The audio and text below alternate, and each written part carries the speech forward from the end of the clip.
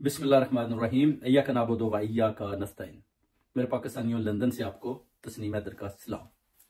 खान साहब के साथ मुज़ाकरात का जो सिलसिला है वो बहुत जल्द शुरू होने वाला है। आपने सुना होगा और इंशाल्लाह बहुत जल्द आप देखेंगे भी, जिसमें नवाज शरीफ, मरियम नवाज और आसिफ अली जरदारी ये जितने भी हैं, ये सब अपनी अपनी कोशिश कर रहे हैं कि सबसे पहले हमारे मुज़ाकरात जो है ना खान साहब के साथ हो जाएं।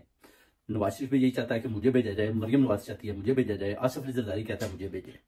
मगर जनरल आसिम मुनीर का भी वाजिया पैगाम है, अगर मुज़ाकरात करने हैं तो मुझे भी साथ लेकर जाना है। यानी खान साहब के साथ मुज़ाकरात करने के लिए ये सब तैयार बैठे हैं, क्योंकि जनरल आसिम मुनीर ने भी, आपको पता है, कर्नल जमाल को 2-3 दफा भेजा, मगर खान साहब ने ठुकरा दिया, ठोक कर जवाब दिया कि मैंने आपके साथ कोई मुज़ाकरात नहीं करने। मगर अभी चीफ जस्टिस और जजों के अपना कह रहे हैं कि उनकी रिक्वेस्ट पर खान साहब ने अंदिया दिया कि ठीक है मैं मुज़ाकरात कर लेता हूं।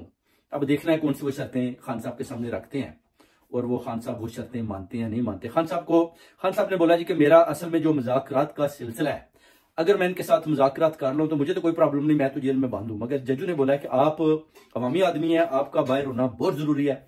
आप बाहर आएंगे तो फिर आप सिस्टम में रहेंगे, क्योंकि अवाम आपको बाहर देखना चाहती है। अगर आप बाहर नहीं आएंगे तो फिर आप अंदर से बैठकर आप कैसे अपनी पार्टी को रन करेंगे। आप बाहर निकले, लीडरशिप अपनी को, जो आपकी पार्टी है, आप उनके लीडर हैं, उनको आप डायरेक्शन दें, मुज़ाकरात करें, उसके बाद जो मामला आता है उनको तय पाएं। क्योंकि वो जो कहते हैं ना कि गंदे कपड़े, वो कहते हैं उनकी धुलाई हम बाद में कर लेंगे। जिस पर खान साहब ने बोला कि ठीक है मैं इनके साथ मुज़ाकरात करता हूं, और इसलिए मैं मुज़ाकरात कर रहा हूं कि मेरे जो 10,000 आदमी इन्होंने 9 मई के हवाले से अंदर किए हुए हैं, उस वजह से वो कहते हैं कि उनको भी छोड़ा जाएगा। और मेरे ऊपर केसेस जो वो कहते हैं कि देख सकते हैं कि मैंने सारे केसेस जीत लिए और ये बुरी तरह हारे हैं। इसी वजह से भी आप देख सकते हैं कि जैसे एक जज भी था मोहम्मद अब्बास, उसको भी जरगमाल बनाया गया, उस पर भी उधर फायरिंग भी की गई। वो भी एक बहुत लंबा चौड़ा सिलसिला चला, जिसके बाद उसको भी डराया धमकाया गया। और उसने भी खत लिखा चीफ जस्टिस को कि आप देखें कि मैं कौन सी प्रॉब्लम में से गुजर रहा हूं, जो अपना 9 मई के हवाले से जो मैं फैसला देना चाहता हूं वो मुझे ये देने नहीं देते और मेरे ऊपर बड़ा प्रेशर है। ये लेटर भी चला जाता है, उसके बाद उधर फायरिंग भी होती है। और जज फिर भी वो मोहम्मद अब्बास जो है वो माशाल्लाह घबराता नहीं है, और वो कहता है फैसला मैं हक और सच पे दूंगा, जो अपना कानूनी कार्रवाई के हिसाब से, अदलिया के हिसाब से। तो ये भी खान साहब ने इंशाल्लाह ताला, उनका बड़ा अच्छा इमरान खान साहब का पॉइंट है कि जो इन्होंने मेरे 10,000 आदमी पकड़े हैं, अगर मुज़ाकरात करके वो भी बाहर आ जाते हैं तो ठीक है मैं बाहर आने को तैयार हूं। तो उसके बाद डेफिनेटली वो कहते हैं कि मेरा मैंडेट भी चोरी हुआ है, इलेक्शन भी हुआ है।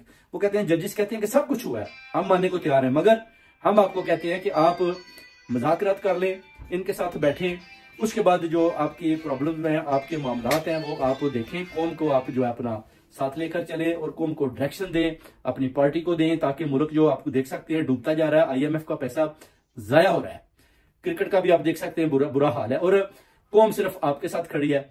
अब जजों को जो अपना पैगाम जाता है, बेसिकली वो जनरल आसिम मुनीर और फैसल नसीर ने बोला जी कि हमारी खान साहब से जान छुड़ाएं, किसी तरीके से भी आपकी बात ये मानेंगे तो ठीक है, आप इनके केसेस जो है वो जाली बनाएंगे, आप उनको बरी करें। जब केसेस बरी हो जाएंगे डेफिनेटली तो खान साहब को आप मुज़ाकरात की ऑफर करें। उसके बाद मुज़ाकरात होती हैं तो फिर देखते हैं कि ये अपना जो है ना ऊंट किस करवट बैठता है। अब जो मुज़ाकरात की लड़ाई, आपको पहले बताया कि नवाज शरीफ चाहता है मेरा हो, आसिफ अली जरदारी चाहता है कि मेरे मुज़ाकरात हो, अपना मरियम नवाज कहती है हमारे हो। मगर जनरल आसिम मुनीर का भी वाजिया पैगाम कि मुज़ाकरात जब होंगे तो मैं भी साथ जाऊंगा और मुज़ाकरात करेंगे खान साहब को, और उसके बाद उम्मीद करते हैं कि खान साहब को रिलीज किया जाएगा अपना जो है। उसके बाद अपना जो है फिर खान साहब बाहर निकलेंगे इंशाल्लाह ताला। उनको पहले ही वो कहते हैं कि हम आपको अपना प्राइम मिनिस्टर की चेयर देने को तैयार है, मगर आप हमारे साथ मुज़ाकरात करें। अब खलबली मची हुई है, सारे बड़े डरे हुए हैं, खौफजदा है कि अगर खान बाहर आ गया तो फिर हमारा क्या बनेगा, क्योंकि अवाम तो कौम खान साहब के साथ है। जजेस, चीफ जस्टिस साहब ने बड़ी अच्छी बात की कि अवाम आपके साथ है, कौम आपके साथ है, ओवरसीज कम्युनिटी आपके साथ है, तो आपका जेल में रहना ठीक नहीं। आप एक दफा बाहर आ जाए, बाहर आएंगे तो फिर आपके सब कुछ हाथ में आ जाएगा, आप बाहर बैठकर सब कुछ कर सकते हैं जो आप अंदर बैठकर नहीं कर सकते। कि जो कर्नल उस जेल को चला रहा है वो आपको, आपकी आवाज को दबा रहा है, वो बाहर आने नहीं दे रहा। हमारा काम है आपको इन जेली केसों से बरी करवाना, उसके बाद बाहर निकालना, और उसका सिर्फ और सिर्फ एक ही मैटर है, वो कहते हैं कि आप मुज़ाकरात करें। मुज़ाकरात वो कहते हैं ठीक है, जर्नैलों से मैंने नहीं की है, अभी मैं सबके साथ मुज़ाकरात करने को तैयार हूं, और मेरे 10,000 आदमी भी वो कहते हैं कि इंशाल्लाह मैं उनको भी छुड़वाना है जो इन्होंने बेगुनाह अंदर बंद किए हुए हैं। उसके बाद सारे केस जितने भी बोगस जैली हैं वो सारी कौम को, ओवरसीज कम्युनिटी को, जजों को, सबको ऑलरेडी पता है कि ये सब कुछ जेल साजी हुई है और मैंडेट भी जैसे चुराया गया। वो कहते हैं सबको मैं बाहर निकल कर इंशाल्लाह इनको देख लूंगा। अब असल में कहानी ये है कि नवाज शरीफ चाहता है कि किसी तरीके से भी खान साहब से मेरी सुलह हो जाए, खान साहब के और मैं एक पेज पर आ जाए। उधर आसिफ अली जरदारी कहता है कि हम और खान साहब एक पेज पर आ जाए, क्योंकि आसफा भुट्टो, बिलावल भुट्टो वो खान साहब को भी बेसिकली लाइक करते हैं, और खान साहब के साथ अगर मिल जाएंगे तो वो कहता है मैं तो चलो बूढ़ा आदमी हूं, मैं तो जा ही रहा हूं इस दुनिया से किसी वक्त भी, मगर अगर ये खान साहब के साथ मिल सकते हैं तो मुल्क की वाकई हम खिदमत करना चाहते हैं, और इसकी खिदमत सिर्फ और सिर्फ खान साहब के प्लेटफॉर्म से की जा सकती है। हम सिंध में भी करेंगे, खान साहब डायरेक्शन दें बच्चों को, उसके अलावा नवाज शरीफ भी पुराना 3 दफा का वजीर आजम है, वो चाहता है कि खान साहब मेरे साथ मिल जाएं, मरियम नवाज को लीड करें। मरियम नवाज जो है वो खान साहब के साथ खड़ा होने को तैयार है, वो कहती है मैं भी मुज़ाकरात को तैयार हूं, किसी तरीके से भी खान साहब से हमारी सुलह हो जाए और हमारी इस खान से जान छूटे। बेसिकली उनने लड़ाई तो आखिरी हाथ तक लड़ के देख ली और बुरी तरह शिकस्त खाई। उसके बाद एस्टेब्लिशमेंट की भी, जर्नैलों को भी उनने भी बुरी तरह अपना जो है उनको यूज किया, इस्तेमाल किया। खान साहब पीटीआई के खिलाफ खुला पैसा बहाया पानी की तरह, मगर बुरी तरह नाकाम हुए, बुरी तरह नाकाम हुए। जनरल आसिम अली साहब ने भी देख लिया कि एस्टेब्लिशमेंट के अंदर भी जर्नैल भी खिलाफ हो गए, कोर कमांडर भी खिलाफ हो चुके हैं, आर्मी भी खान साहब को पसंद करती है, बेगमात भी खान साहब को पसंद करते हैं।